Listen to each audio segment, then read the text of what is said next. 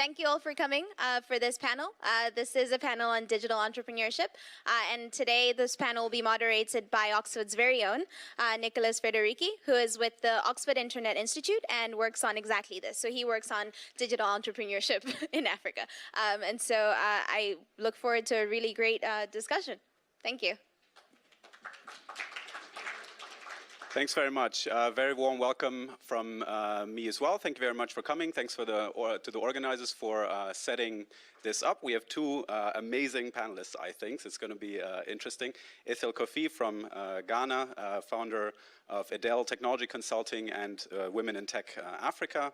And then Olalekan Olude, co-founder and COO of Jobberman in Nigeria. Before I say a few things about the panel, Ethel is going to kick us off with a 10-minute presentation about some of the trends that she's been seeing and yeah, get us started like that. Is it on?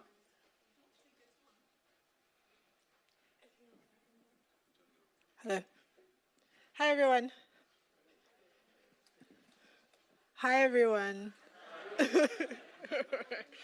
I know, we're almost there.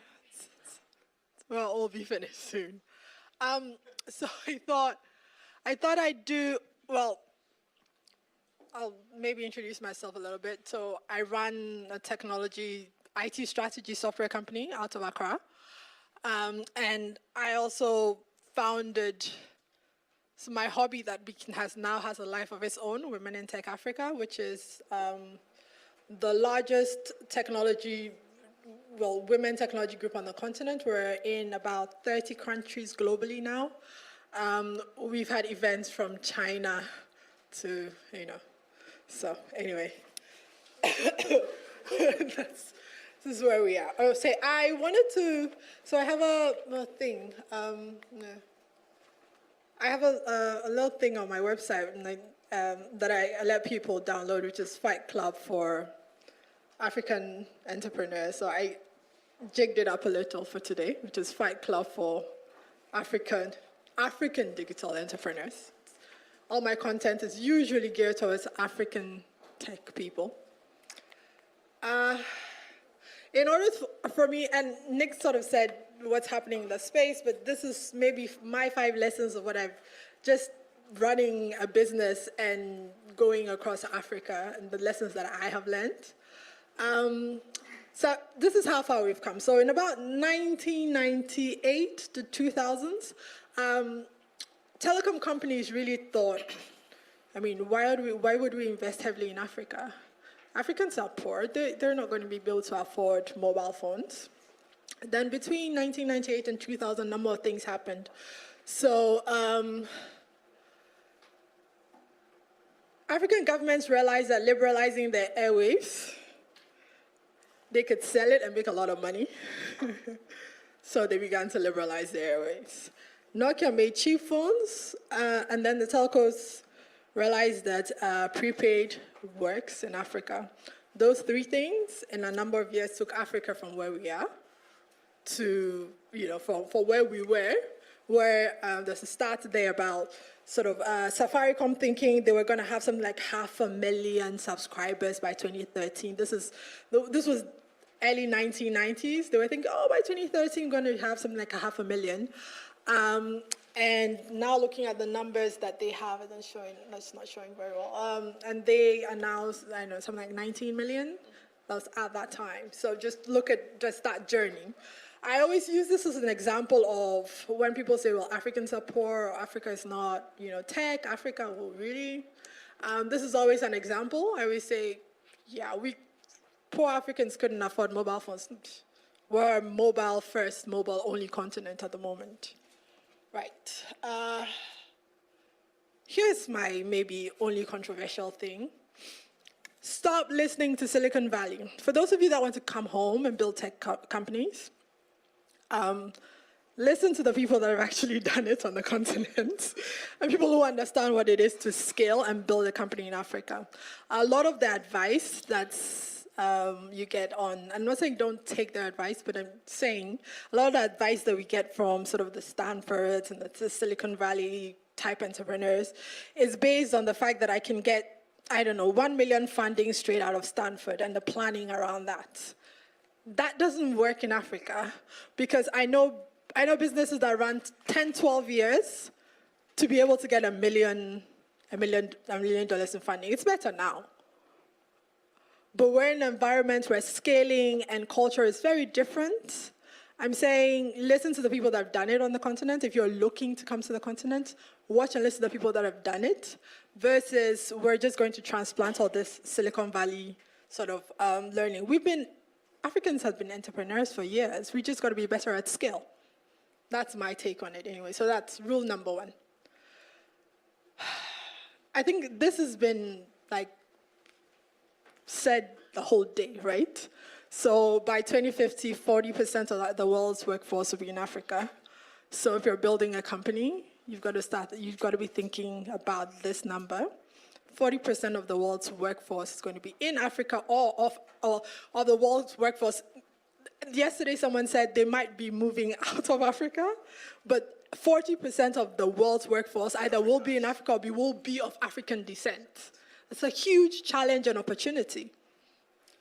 So rule number 2, if you're building anything, you've got to look at these numbers and think about these numbers. Everyone likes to sell to us. So I do IT strategy and I build software out of Africa.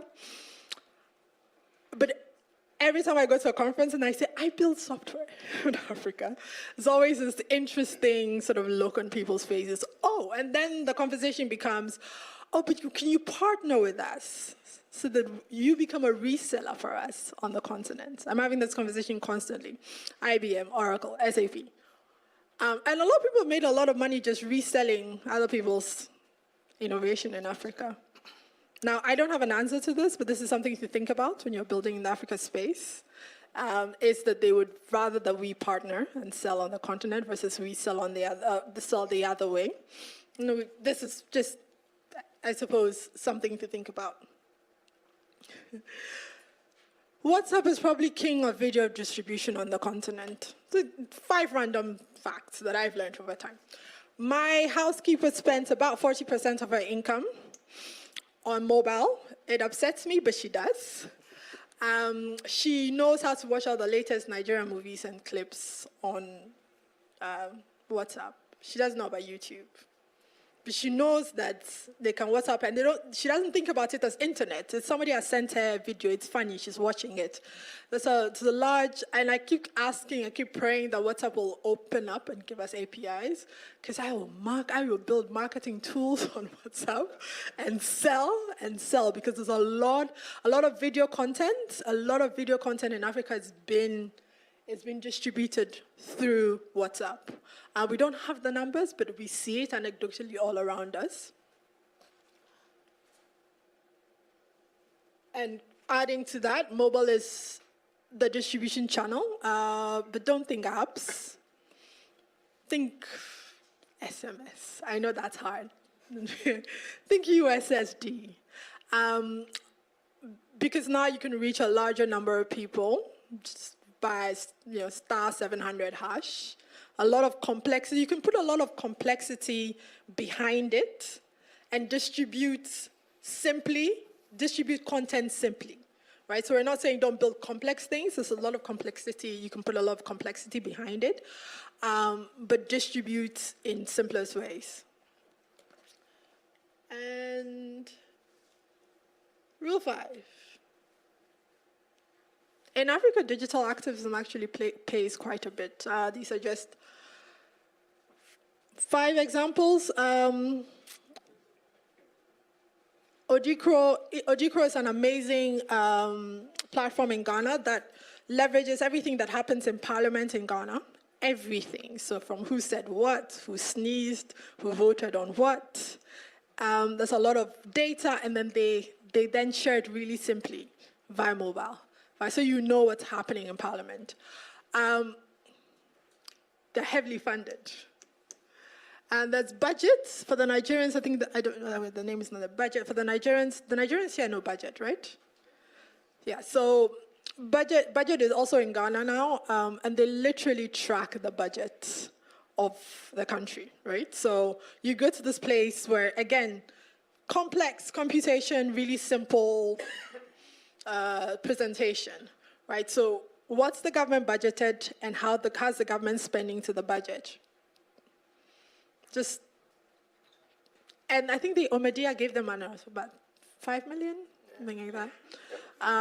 Digital activism in Africa pays. And so if you're building businesses, it's a fun random fact. Think about government and keeping government accountable and annoying government and making money from it. There's, the Ghanaians here will know about Doomsaw. Yes, we went through years of electricity. And imagine, that's why my first slide about Silicon Valley. Imagine that I'm building software in a country where the lights are off.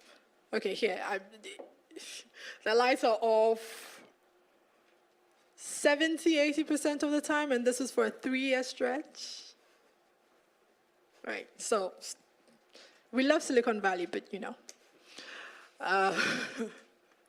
and let's bring back our girls, and Ushaidi is the very, very big one. So anyway, I think I'm done. These are really, really random, very random, my 5 sort of Fight Club things, things that I've just had to learn the hard way, and I'm hoping that even though they don't seem like they fit, once you're thinking about building businesses on the continent, you'll begin to see sort of places where they flow into each other. Come back home. This is my little pitch. Come home, create, innovate, and influence. If you want to build from here, by all means, build from here, but build for home.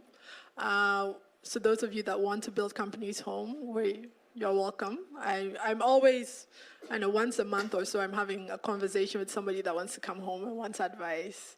And then after you come, I mute you on Facebook for like 3 years because they'll complain. We love you, we'll complain in the light and the people. It's okay, you'll manage. And you'll build wonderful, amazing things out of Africa. So, thank you guys. Okay. I hope these work now. Yeah, they do. Just put that to the side. Maybe in the middle. I think that's how they're set up. Do you want to be in the middle? The mics are set up that way. Okay. Yeah. Sorry. Okay. Sorry about that. Okay, now we're set up. The mics seem to be working. As mentioned, my name is Nicholas. I'm at the Oxford Internet Institute, and I do research on digital entrepreneurship there. And one thing that we're clearly seeing is that that's now a continent-wide phenomenon. In every city you will have a few, in every major city at least, you will have a few success stories of digital enterprises. You will have one of these innovation hubs, these innovation hub organizations. But maybe more importantly, digital entrepreneurship also fits into this conference's theme of breaking the frame. The aspiration that stakeholders across Africa and beyond have nurtured is that digital entrepreneurship can aid the continent's structural economic transformation throughout the century. So that's the aspiration. The idea is that digital technologies open up new pathways for value and wealth creation, and they offer ways to counter or actually leverage some of the trends that we're seeing that Ethel has highlighted, such as the adoption of mobile phones and the demographic shifts. But digital entrepreneurship cannot happen without the entrepreneurs, like the ones we have on stage here today. And already you've seen some of the hard lessons that are maybe a little bit different from those aspirational ideas of transformations. And I'm very pleased that we have 2 entrepreneurs here who have been doing this for a while, who have been successful but also experienced. I think you started at Dell Technology in 2010, Women in Tech Africa 2013, around about that time. Jobberman, you started I think 2009 at uni with your colleagues. So these 2 have very rich experience of this entrepreneurial process and what kinds of lessons come up throughout. I think we have about 45 minutes left, maybe 40. And since we only have 2 panelists here, we're going to open up for Q&A somewhere in the middle for 5 minutes. and then go back to panel and then go to Q&A again. So if you have questions, you don't have to wait for too long.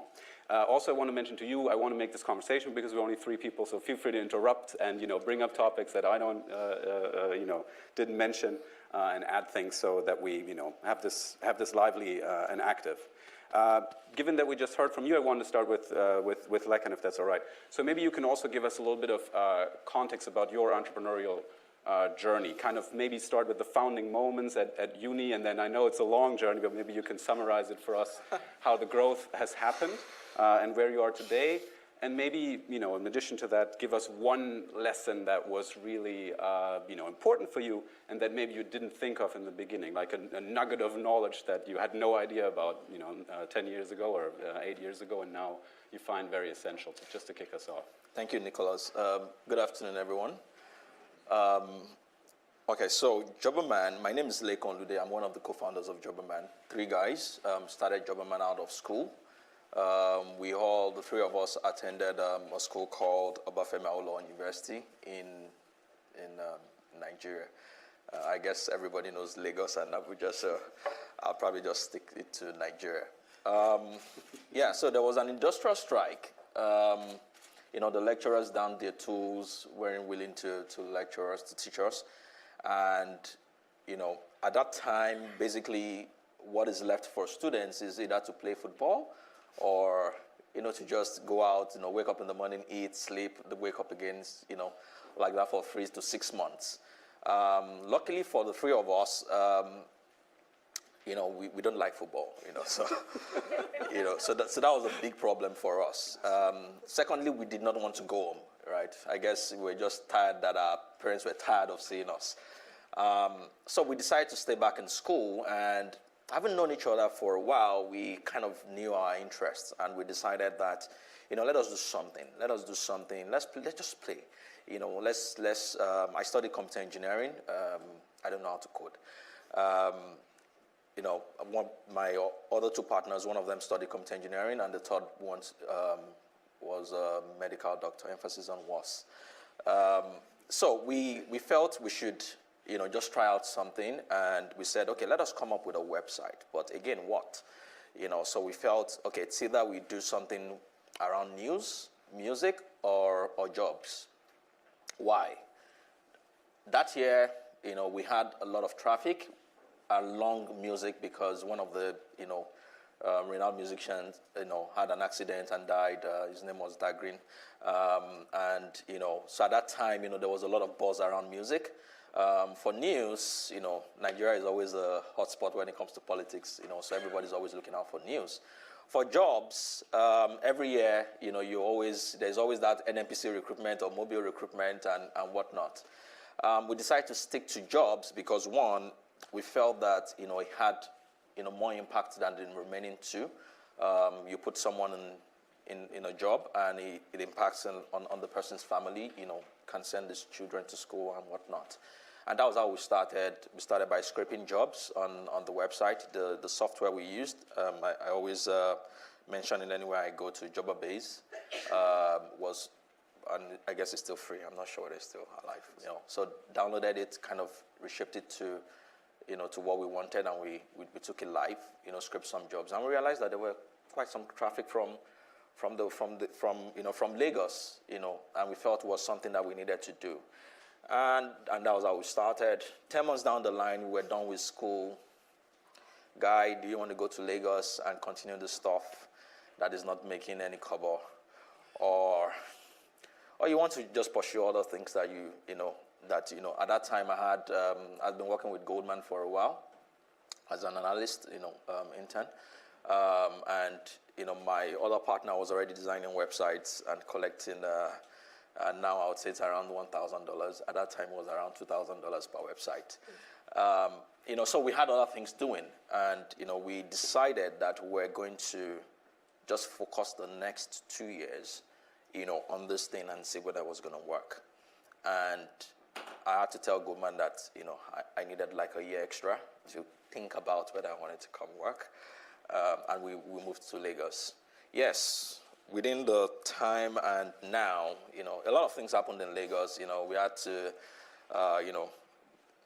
the public transportation in Africa, of course, is not like this side of town. There were times when we had to kind of lap ourselves, because we had run out of cash. It got to a point where we really needed to focus because we felt we were doing too many things, and it was impacting on Jobberman as a business. So we had to stop. My partner had to stop web design.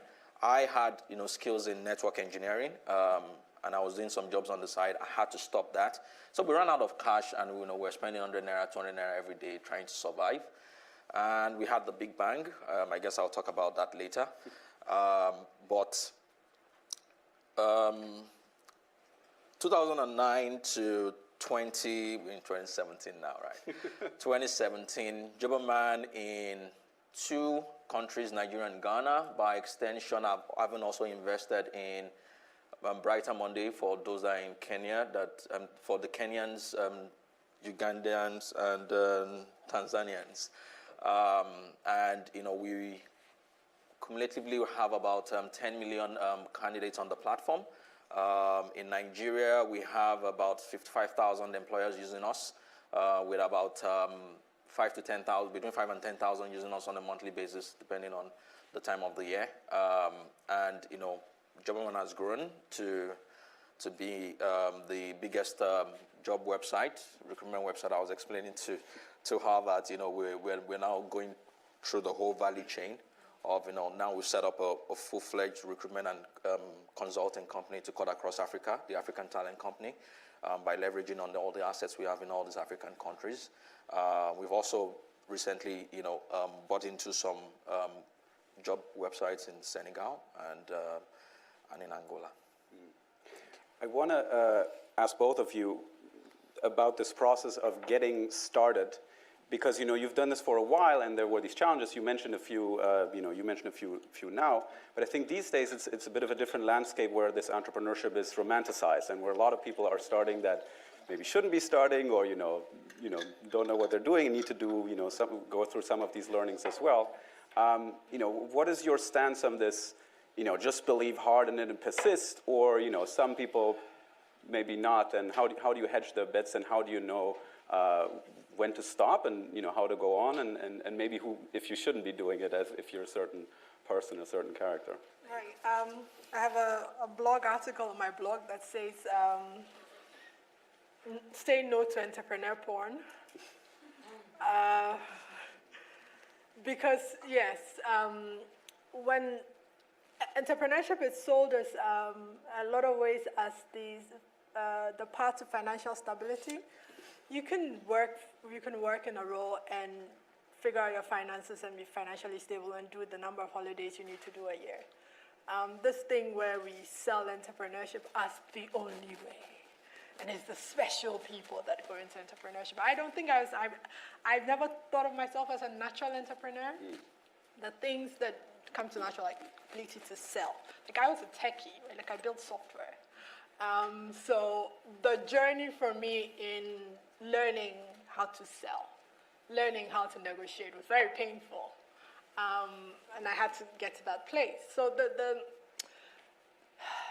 yes, we do romanticize entrepreneurship, and we tell the stories in a way where everybody feels like, yeah. And so part of I tell people that I failed. It was the same business, but I failed before. Same.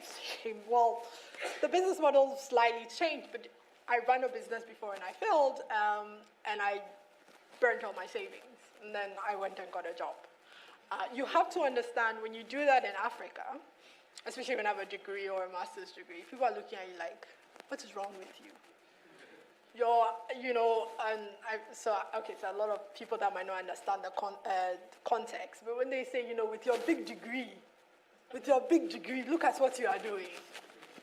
Right? These are the same people now who will be like, oh, we believed in you.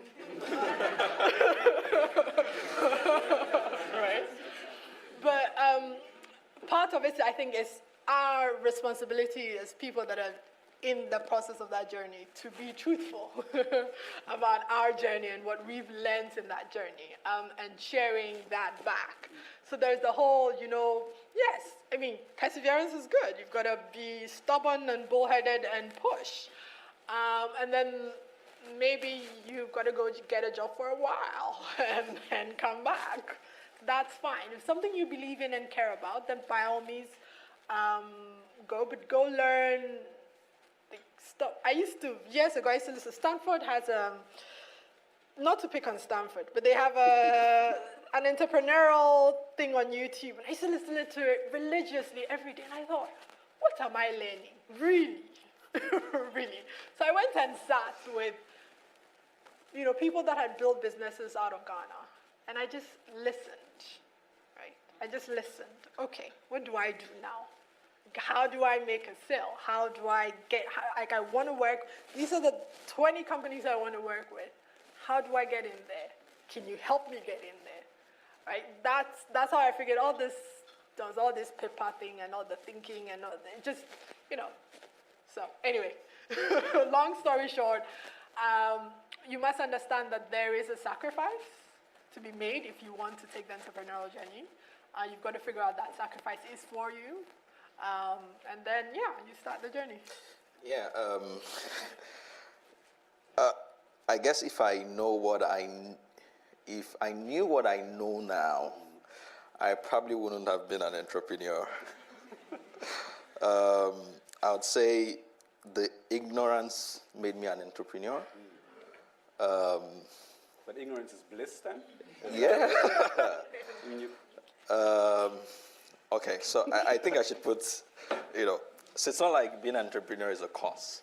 But it's also good to know the things that you're going into, so that when it moves against you, you really know beforehand that, yes, I was told that this might happen, right? Of course, my father told me that, I shouldn't do it. My sister told me she had a dream. And God told her that I shouldn't do it. It's very tough. It's, when they say tears and blood and all those things, it's a lonely road. It gets to a point where you tell yourself, should I just drop this stuff and just go find a job? But more importantly, you've lost a lot of money. And you're asking yourself, should I just persevere and just continue? So that, because you've gotten money from a lot of probably investors, family, friends. What do you tell them? In Nigeria, they say you've burnt your cable. What it means is, you've actually lost your integrity, And depending on, the industry that you started your entrepreneurial journey from, for some of them, it's already in the badness. For internet, for example, in 2009, Nigeria had that issue of Yahoo Yahoo, and for every internet business, it was a scam, and someone was asking me, what does Jobberman, how did Jobberman come about? I think you asked me the other time too. The fact is, yes, it sounds like a very good name, but it also has its own negative connotation. When in Nigeria, when you're saying you job someone, it means you've scammed someone, right? Thank God that, maybe in the history of Jobberman, maybe like 2 or 3 people have actually brought it up. But the key thing about entrepreneurship is that it sets you thinking. If after a while you look at it and you say, really, this thing is not as tough.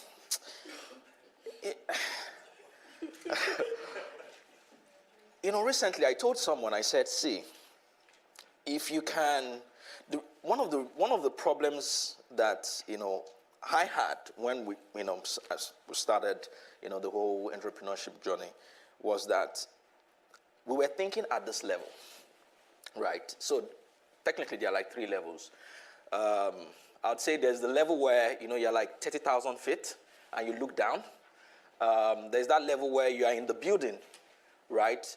And you're at the level, and there's that other level of, you're in the building as the CEO, right? And there's that other level of you thinking like a staff, the guy that has resumed that day to do his work and everything. The moment you start thinking even at the CEO level, right? You get worked up, you know, there's a lot of problems, you know, it looks like, you know, you can't solve anything, you're in deep shit, and, you know, you just can't move on, right? It takes a lot to be at this level and at this level. As the level of the CEO, you have to do that. And at the level of that 30,000 feet, where you have to look at the whole problem and say, how do I position? So you're thinking about so many things. You're thinking about how to make money. You're thinking about how to pay that guy's salary, knowing fully well that, you know, of course, you only know the P&L. The staff doesn't know the P&L, right? And you're looking at it at the end of the month like, dude, I have to pay this guy. I've promised this guy on the 25th of every month, I have to pay his salary, right? And, you know, she told me that, you know, my salespeople are very, very brutal, very aggressive. They're always calling. Yeah, because I can see the P&L, and I'm on their neck saying that, you know, you need to call her. You need to call her to ask her to post the jobs, right? So for at some point, it becomes easier, but it takes a while. It takes a little bit of you sitting down and thinking about it. It takes a while. It takes a little bit of you asking yourself, what are the most important things in the whole mess, in the maze? And she just mentioned one. Who are my first 10 clients? How do I move from that? And I'm going to stop there. How do I move from survival to, you know, from survival to thinking about how to grow this business? Once you're still at that level of survival, then there's a big problem. You're just going to be running the rat race. And you asked me, finally, that what is that thing that a lot of people do not know? I think in Africa, the word free kind of messed up a lot of businesses, most especially from the digital perspective. I'll talk about that later, but I think the word free, Nigeria, for example, nothing is free. You can hardly get anything free. But internet came, and you can download this for free. You can post your job for free. You can do this. Now to monetize those people now became a whole lot of a problem. And you now had a lot of businesses, digital businesses that would have been extremely profitable, now churning out a lot of losses. Right. I want to get into the market dynamics in a minute, but maybe one more question on this process. So I think we established very quickly that entrepreneurship is very hard, and that people, you know, maybe even regret the decisions, although it gets better ultimately. But if, you know, there's this theory that entrepreneurs need to be jacks of all trades. You need to know everything. You said you need to think at the different levels. If it's so hard, and if that's the case, how do you learn then, especially in environments like these African ecosystems, where at least when you started out, there weren't many mentors. There wasn't a lot of information to go by. How do you learn and improve then as a digital entrepreneur? Yeah. And I'm thinking now. I figured I take, okay, so I always say this thing, I'll take my lessons wherever I get them. And maybe this is not an adult technology consulting example, but I'll give a Women in Tech Africa example. So how is Women in Tech Africa across 30 African countries? There's a church called Lighthouse Chapel International, and they are everywhere. So they have a program where people that are in the church are trained and they become shepherds, and very soon, like literally anybody in the church can go start a branch. And I watched that. And I learned that from Women in Tech Africa. And people think that's odd. So I actually spent time just looking at that and investigating. It's like, how is there a Lighthouse Church in every corner? Like, how are they everywhere? And then I recognized they just had this really strong program in-house, and they got people ready to be shepherds or whatever it is. And you could go anywhere and start a branch, right? So Women in Tech, I wanted to have a huge influence on women leadership and technology in Africa. I'm in Ghana with 70 women. How do I take that from where I am? Right? So I'll take my lessons wherever I get them. Honestly, from a book, from somebody speaking, to, you know, uncle, please, let me ask you a question. No, I tell people I'm not above that at all, because in Africa, there's so many people that have built amazing multi-million-dollar businesses, but they're like hidden in places. And sometimes I would go for a sales call, and it's a group of companies. Recently, they're in the media space, and they've got maybe 6 or 7 businesses in media vertical. And I'm asking about their numbers. I'm like, oh my God, Right, so like, I was talking to a CEO and I said, I love, he's the one that runs, the founder is the 70-year-old man. I was like, I'd love 10 minutes of his time. Just want to sit and, I'll be the niece, whatever, like, oh, uncle, And in Africa, the context allows you to, go sit 10 minutes. I'll take my lessons wherever. So for me, it's really been looking at the people in the spaces, and if it's 10 minutes of their time, it's 15 minutes of their time, I'll take that. I will learn whatever I need to learn from, how to go to market, whatever I'll take, because I'm a techie and I like building software. Yeah. And essentially, so everything else from marketing and sales, everything else to run a business, I needed to go learn from somewhere. So I did a lot from just asking questions and watching people. I read quite a bit. But not the Silicon Valley stuff. No. A lot of the African stories are not written. A lot of the African entrepreneur stories, they're not written, they're not in books. And so you have to get it from watching and speaking and learning. Yeah. Before we go into market dynamics and the more macro things, I want to open up just for one or two questions about this entrepreneurial process. There's one right there. You were very quick. I'm not sure. There's a mic in the back.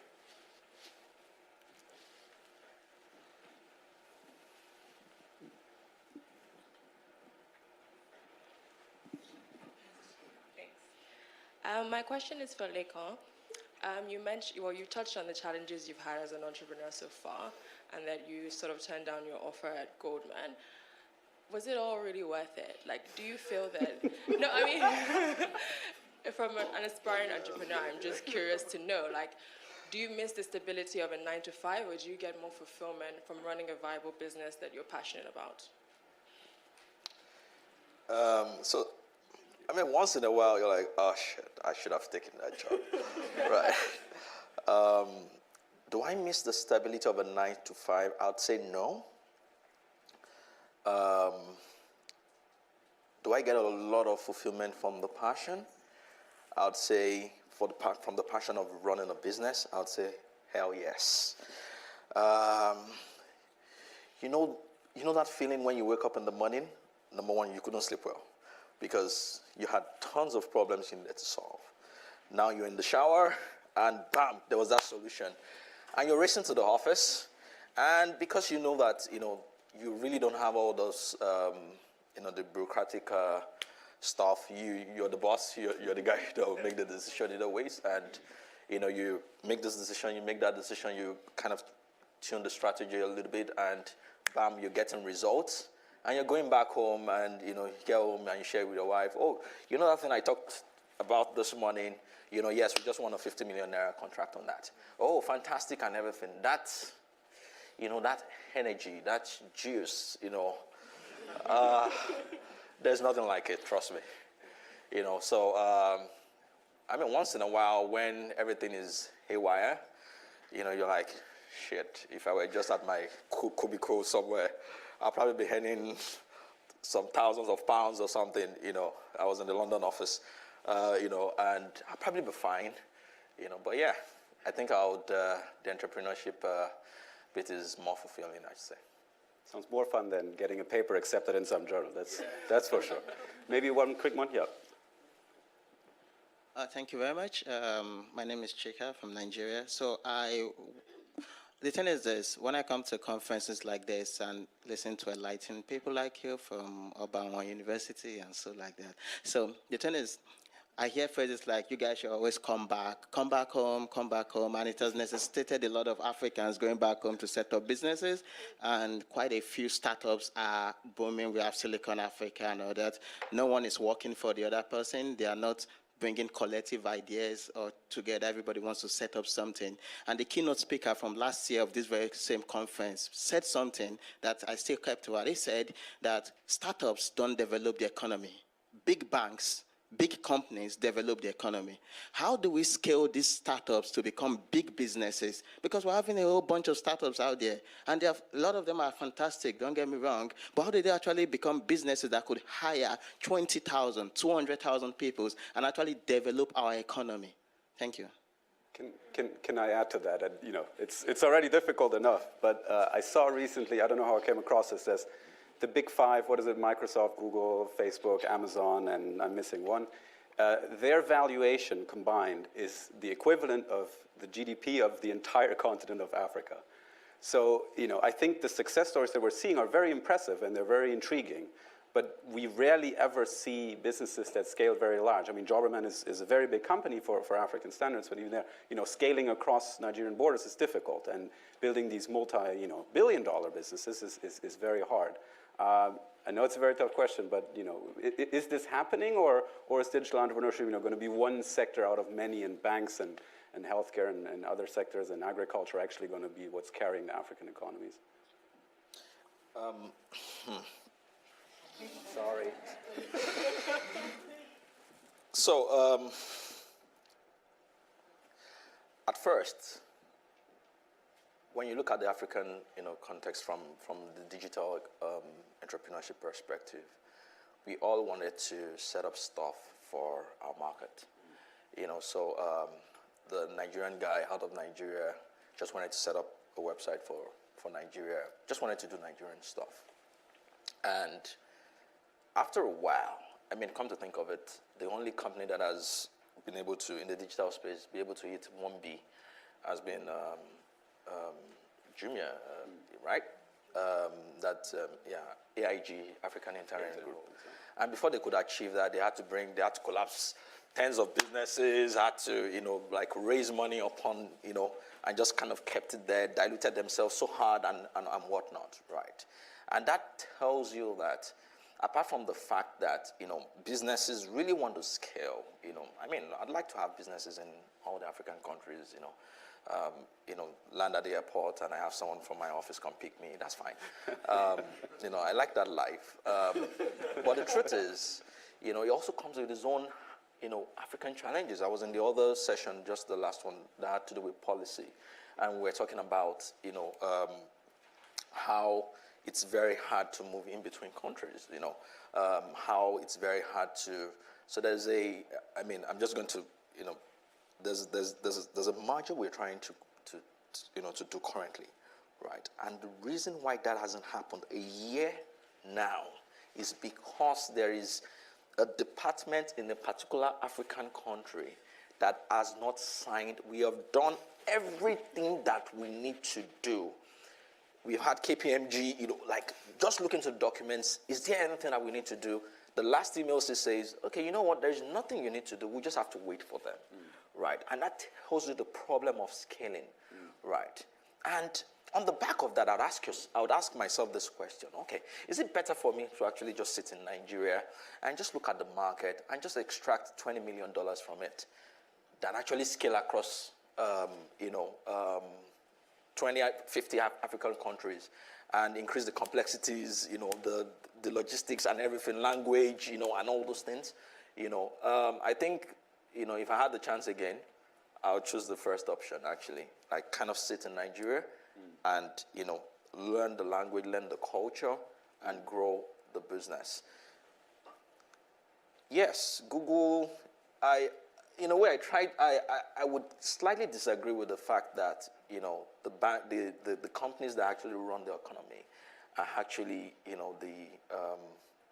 the big banks and whatnot. Yes, they drive the policy, no doubt, right? And yes, they are too big to fail, that's fine, right? But out of, just take a spread, right? Out of everybody that wakes up in the morning and goes to work, how many people actually work in these businesses? If you look at Dangote, for example, in Nigeria, right, it doesn't hire anything upward of 10,000, right? But if you look at all the small guys, no entrepreneur can run a business by himself. The least is going to hire somebody that is going to help him lift the load. So that means that a typical micro, SME, whatever you want to call it, still needs 2 people. Now multiply that by 1.5 million, registered and unregistered businesses in Nigeria. Do you want to tackle the scaling question? Yes, I think in my first slide, the one I was talking about Silicon Valley, the quote underneath was this word: Africans have been entrepreneurs for years, we just need to get better at scaling. I want to come up from the perspective of, we don't have a lot of homegrown VCs, right? The conversation I had maybe a week ago, And I upset a lot of people when I said this, and I said, the next Facebook is not going to come from Africa. The reason why it's not going to come from Africa is because we don't have the VCs and the angels that a Facebook needs. And you can disagree with me on that. My point is we have to look outside quite a bit for VC money. There are not enough homegrown angels, right? There are homegrown angels. They just they don't understand the digital space enough to begin to put money into it, right? We have a really big entrepreneur in Ghana who I think they tried to rope him into the Ghana Angel Investors Network, and he sort of said, "Yeah, but if I go and carry goods from China and I bring it, how much will I make?"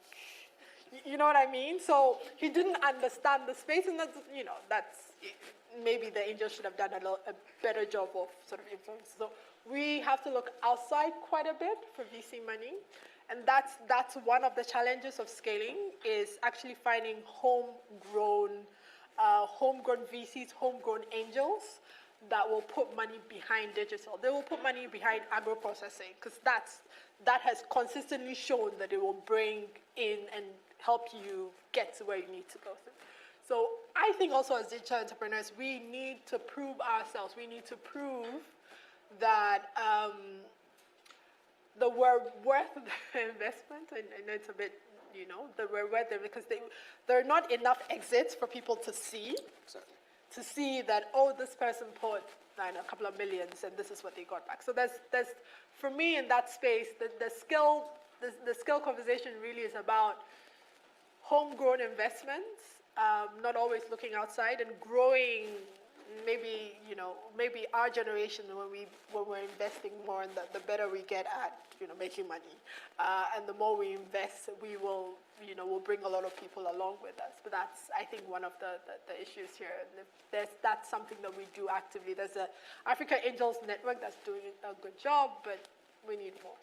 I think you said something very similar last time we talked, that the issue is that the foreign investors don't quite understand the market, expect unrealistic growth figures, or looking for those exits that are now happening.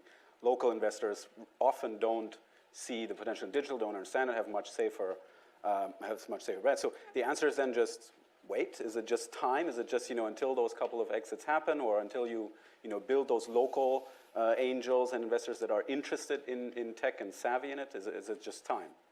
We just need to wait till those things happen. I don't know. I think time will be a factor. I am not seeing a set. I'm looking to see what set of circumstances would bring that spark. And I've been saying this the last couple of days. Is there are a lot of lessons. I've spoken a number of things this week. A lot of lessons from insurance for digital tech. So I asked the question, why would government legislate that we give our money, we bought our car, right? Forgive my sort of Ghanaianness in this, but you bought your car, but the government legislates that you pay money, and you can intellectualize it, but the government really legislates that you pay money to a private company, right? Now, I've been looking at insurance and investigating insurance and thinking, are there lessons in how they've essentially created a strong lobby where we get to pay them all the time? And there are lessons there that we can transfer to ecosystems, the tech ecosystem in Africa, right? There are African governments that are buying SAP, Oracle, IBM, that infuriates me on some level, right? There's no transfer of knowledge. So if you're looking, you're integrating government services, and we go and bring Oracle. No, I worked with Oracle partners, but Oracle doesn't have developers, innovators on the ground. They have salespeople on the ground. There is no exchange where there's no learning there. They come, it's bulky software that doesn't even work for our environment, and they go, right? So are there things there that our governments can help us grow, right? Our sort of services can help us grow, because I suppose one of our biggest people that we can sell to is essentially our governments. There's a lot of our services that need to be digitized, need to be built.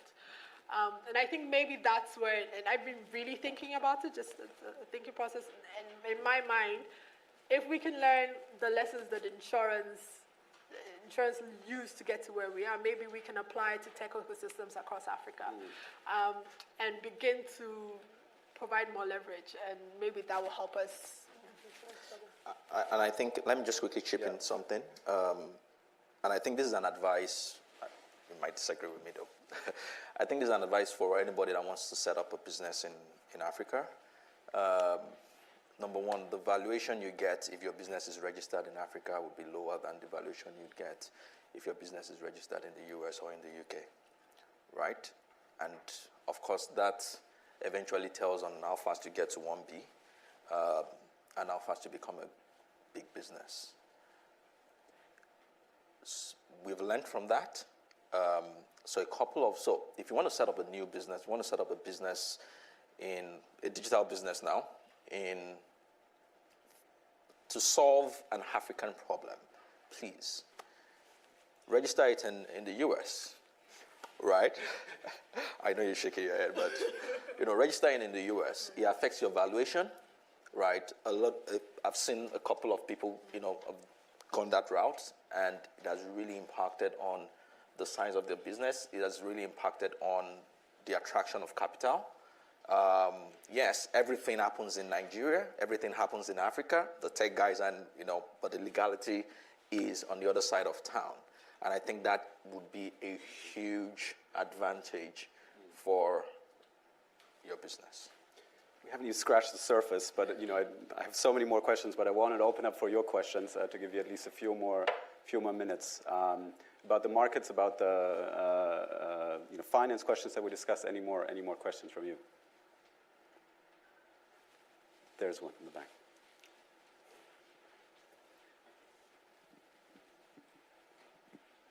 Hi, my name is Prince Obudu, DPhil candidate in computer science here at Oxford.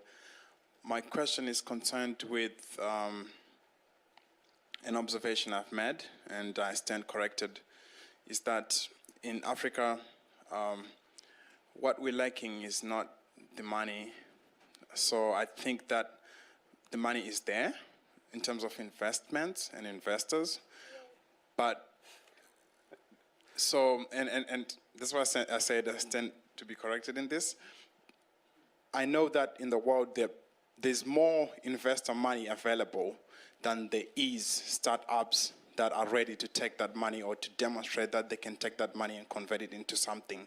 So what we're lacking on the continent is people who are skilled or who can demonstrate to investors that we can definitely do something on the continent.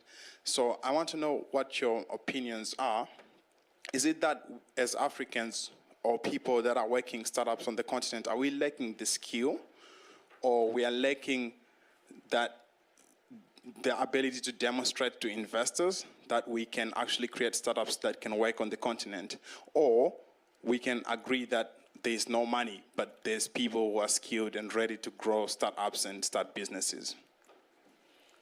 Question about investability, is the money there and the fit of the money?